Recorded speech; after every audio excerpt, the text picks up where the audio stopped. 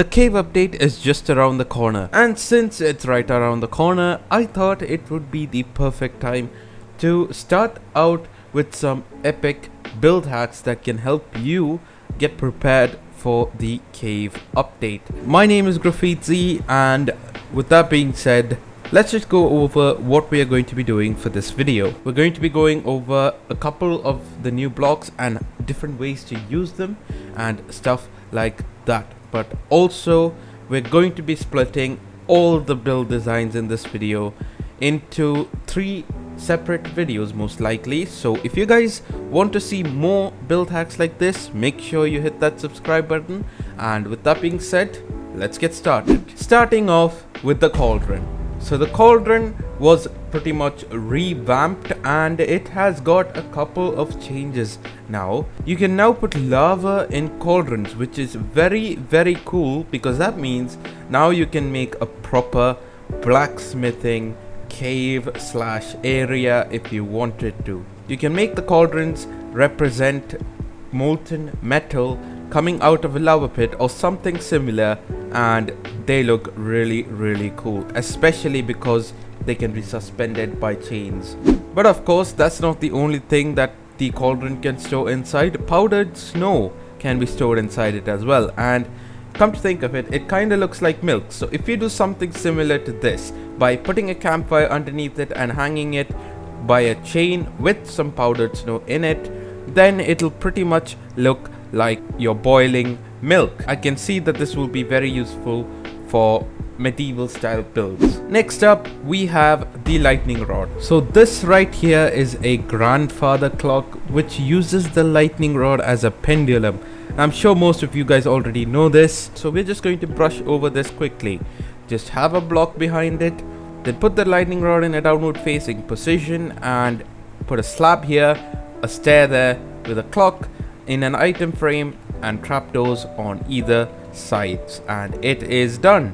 As you can see, it looks really nice. It's a very good detail and it's also got a lot of depth. But of course, that's not the only use that you can have for a lightning rod. You can use it to make a sort of copper fence if you really wanted. It goes really well with the acacia and stripped acacia, as well as the copper block obviously, and it looks very industrial. So if you guys actually want to use this, you can. You can also use the lightning rod in this sort of fashion like I have here, and I think I do prefer this double layered one that is going on down at the bottom.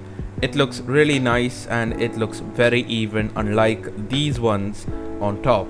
But these are a couple of fence designs. I've also seen a couple more in which Japanese style houses are using them, so there's that. Now as for the next one, we will need a bit of redstone for this, but it's quite easy. This is a sword in a stone. Now there are plenty of sword designs in this entire build hack segment that I will be doing soon. There's a katana, there's all sorts of other swords. If you guys have seen the short that I've posted on my channel regarding how to make swords in stone in Minecraft, then you guys will know already what all we have in store. But I'll be breaking down how to do this anyways. It's quite simple.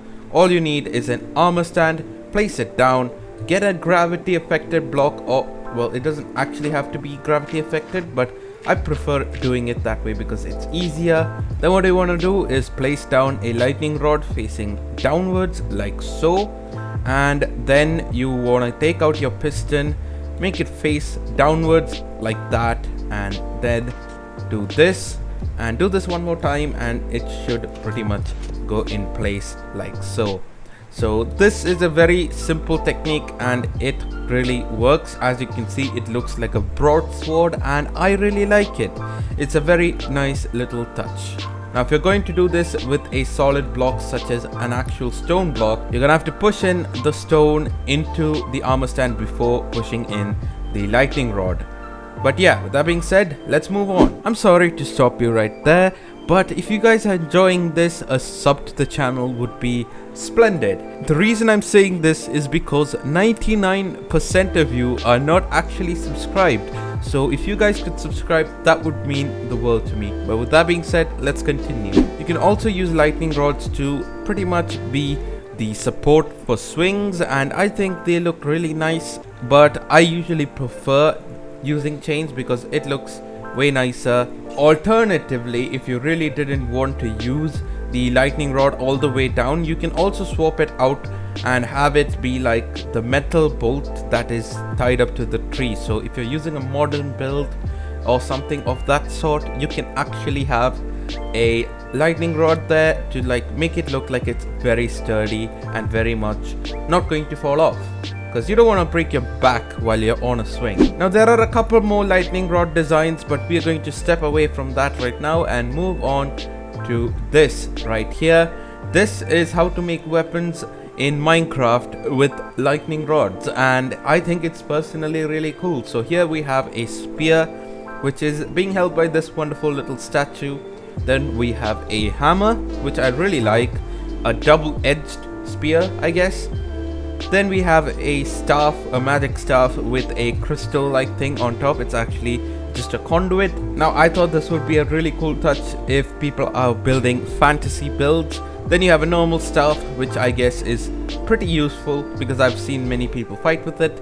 Then you have a katana design, two katana designs if I'm being honest, and another dual spear design. And then this is one that I just thought I'd put in here.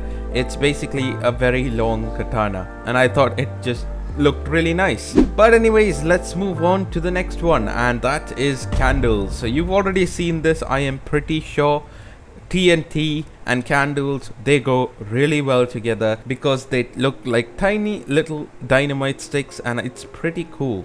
You can also extend it like so by using an end rod and putting a candle, a white candle on top of it, or you can use other blocks, it depends usually. But next up we have floating candles. You can hang lanterns underneath them if you really wanted, and you may be wondering, how do you make them float? Well, you need to have a block beneath it at first, and once you've placed all your candles, you can go ahead and break the block and it pretty much floats in the air, which is pretty cool. Next we have some reed designs. This is also fairly common, along with sea pickles, which are also really common. But one thing I haven't seen is a cornfield. Now this is a very cool design. From afar it really does look like a cornfield, which I really like. You can also use them as mini cacti. Now you can also put pink candles on top of a cactus like so, but it does not look as pretty in my opinion. Even though it's supposed to represent the flowers, it just looks kind of weird. Anyways, moving on, the last thing I wanted to show you is actually you can use candles as fruits in your tree. From afar it doesn't really look like much, but if you walk forwards you can clearly see that there's something in the trees and it actually looks like fruits. So if you're not playing with custom heads on your server, you can always use this technique when 1.17 rolls out. You can also use the budding amethyst to kind of replicate fruits as well, but you're gonna have to swap out the leaves with some green concrete powder or something of that sort. We'll come back to that in a second, but we've also got these beautiful flower designs as well, and rocks, which are of course made by candles, and amethyst buds, which I think is really cool. Now the rest I'm going to save for the next video, but let's move on to some floor designs. So here we have got a simple blend of weathered cut copper and some blackstone. I really like how it looks. It looks very nice. If you've got an ocean themed base, you can always make something like this as well, because the weathered copper actually goes really well with the prismarine. I really like it, and I've used this so many times, especially during my snapshot video. Next up we have the calcite block, which is very useful when it comes to building. The same with tuff over here, and we're not going to go over that yet, but let's just take a look. It's basically calcite with polished diorite. I mean, this should have been the texture for diorite if I'm being honest, but it looks so good with this polished diorite, and I really like how it looks. It looks a little too bright, but then again I do figure that this will be for a posh build like a mansion or something. It really will fit in very nicely. Next up we have a pathway type of design. This is a gradient. We've got some dead bubble coral blocks in the center just to make it look good. Then we have the tough blocks on the side, which gives it a harsh line. Then we have cobblestone, gravel, light grey concrete, andesite and stone. All these blocks are very much interchangeable, so you can use this in a pathway design. But yeah, these are a couple of designs. I'll be showcasing the rest in the next one, along with that tree over there. But for now, let's move on to tinted glass. Now, tinted glass is very much different because it does not allow light to pass through. So if I were to make myself a tiny little compartment here, my light level immediately drops to 0, as you can see over here. That is the special thing about this particular block, and it's really cool. So what would you use it for? The first thing I thought of when I saw this is honestly those FBI interrogation rooms, as you can see. So once you come over here, you can see that there's literally nothing on there. It's just an interrogation room. You can look inside. No light goes through here, no light comes through there. It sets the mood. If you're going to try and make a story in Minecraft with like interrogations and stuff, this will fit right in because the tinted glass actually looks very, very cool.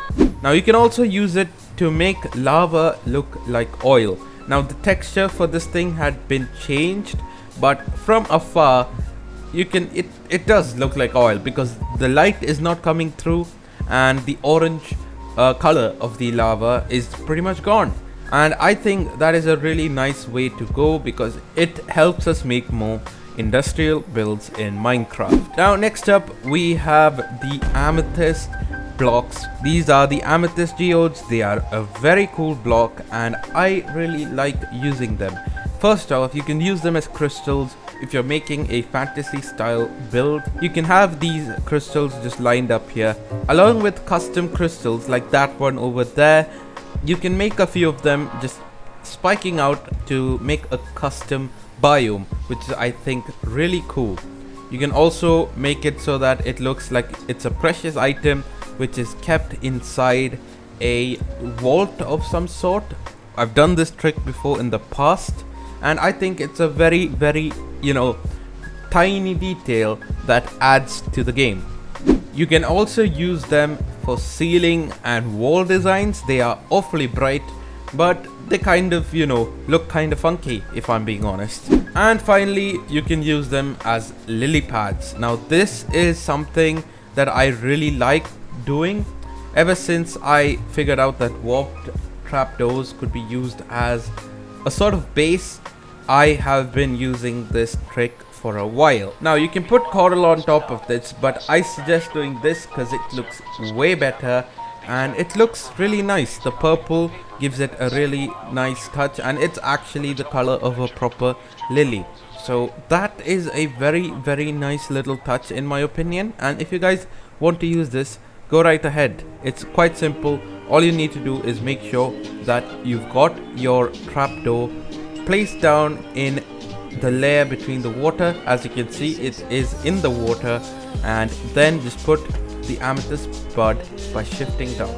And that's going to be it for now, but there will be more coming out soon. So if you're excited for it, if you really want to see more of these really nice build hacks, make sure to leave a like and hit that subscribe button because this is the first of a few videos that are going to be coming soon. We've also got the stalagmites and stalactites to explore, and those things will be coming out in a future video. So if you're excited for that, make sure you subscribe. But with that being said, guys, I hope you all did enjoy this tiny little Minecraft video. If you did, make sure to leave a like, and if you really loved it, make sure to subscribe. Thank you so much for watching again. My name is Graffiti. I'll catch you in the next one. See ya!